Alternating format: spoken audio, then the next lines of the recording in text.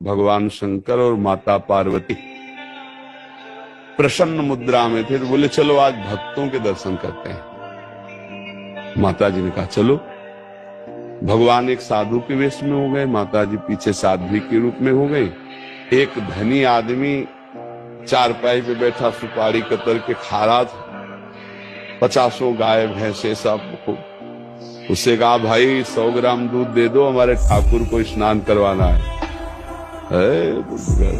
जाने क्या क्या अशुद्ध शब्द बोल गए। पार्वती जी एकदम रुद्र दृष्टि में, हम दर्शन कराने आए भक्त के।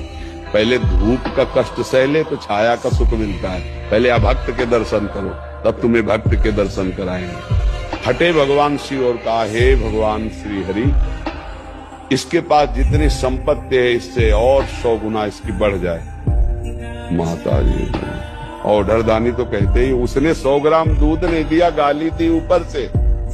और ये भगवान है। फिर भगवान बोले आओ चलते हैं तुम्हें भक्त के दर्शन कराने। तो एक गांव में गए, तो फुसा की झोपड़ी थी, उसमें उसकी माँ रहती थी, एक गाय थी।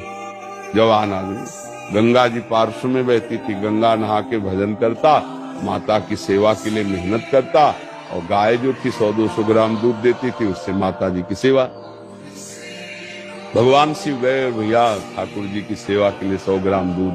तो जो देसी गाय होती है वृद्ध हो गई, आधा लीटर 500 ग्राम 1 लीटर बस है, ज्यादा नहीं। अपनी जो दे हाँ नवीन हो तो 5-6 लीटर तक, ये 20-25 लीटर अपने देसी गायों में नहीं होता।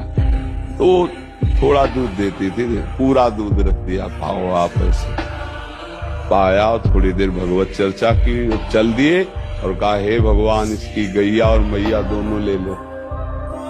अंबा जी को अब नहीं रहा गया, बोले जो 100 ग्राम दूध ले दिया उसको 100 गुना संपत्ति दे दी। ये हिसाब भाई समझ में नहीं आया। और जिसने जितना था उतना दे दिया गरीब आदमी, तो उसके दूध की जो वृत्ति आती थी वो गैया, और बात करने के लिए थी मैया, दोनों आप ऐसा बोले। यही तो समझ ठीक समझो। अभी इसका कुछ समय गैया और मैया में जाता है, अब ये अखंड भजन करके परमात्मा प्राप्ति करेगा। और वो उतने वैभव में तो अपमान संत का कर दिया, जब 100 गुना और बढ़ेगा तो महापाप करेगा, नरक जाएगा। समझ रहे? तो भगवान के विधान को हम लोग समझ नहीं पा रहे।